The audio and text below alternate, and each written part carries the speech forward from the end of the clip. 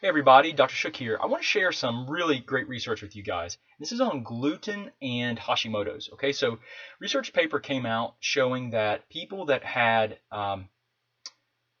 celiac disease with no symptoms, so they had no digestive complaints, right? None at all, that they needed 49% more T4 than someone that did not have celiac disease.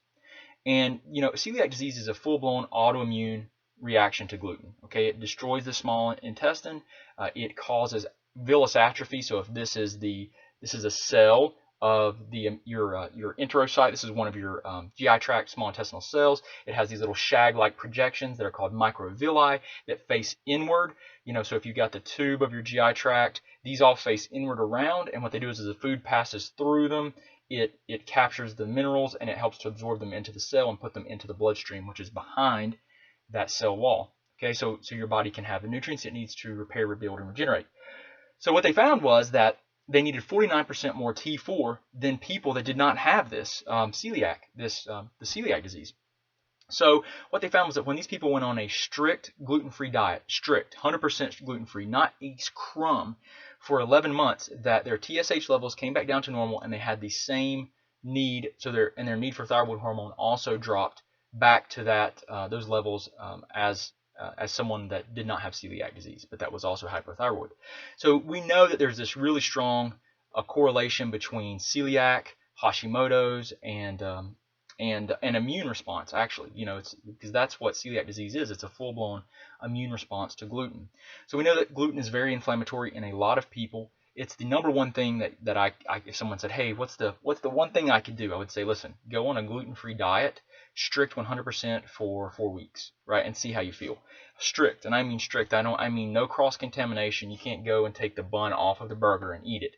If you have, all it takes is the amount of gluten that's about the size of the head of a pin to stimulate an immune response. So you definitely don't want that. You can't have that. That's what triggers these inflammatory responses that can promote autoimmunity.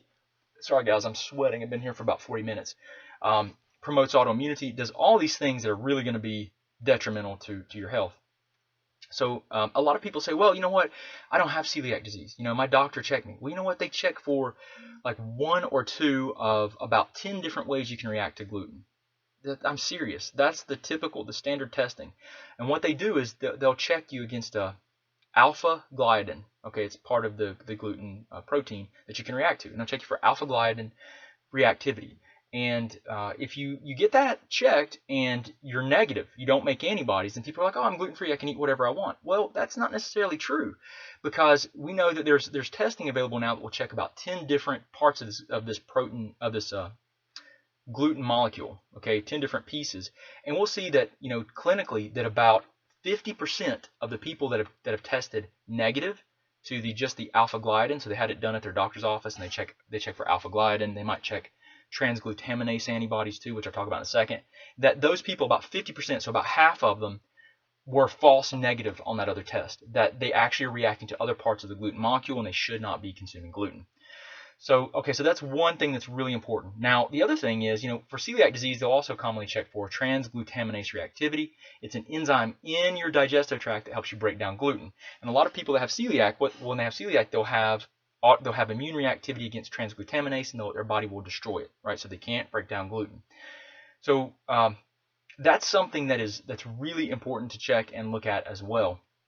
So anyway, we find that a lot of people that have these standard labs checked, it's just not good enough, folks. So I'm telling you, gluten is a big problem for a lot of people that have Hashimoto's.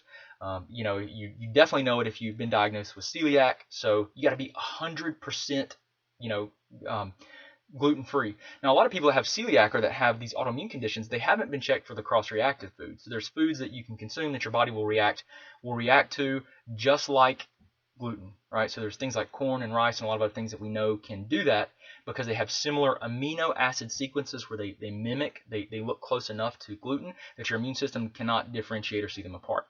So the one thing that I can tell you guys is gluten is a major issue. So I want you guys to, very, very strongly consider, if you haven't done it before, going on a gluten-free diet for 2 to 4 weeks. Now, of course, I can't give you medical advice, but in practice, I've seen that this can make a tremendous difference. And if you look at people that are in our support group and all over the internet, you're going to see people that will sing the praises of a gluten-free diet, and others that will that will criticize it. And I'm just going to tell you that you need, if you're critical of gluten, you need to be tested. But there's a ton of research and literature out there now that says that, anyone that consumes gluten, just came out as a study from Harvard that came out 2016, the beginning of 2016, and that showed that people that didn't have any immunological reactions to gluten, right, no sensitivities or anything, that they still developed intestinal permeability after consuming it.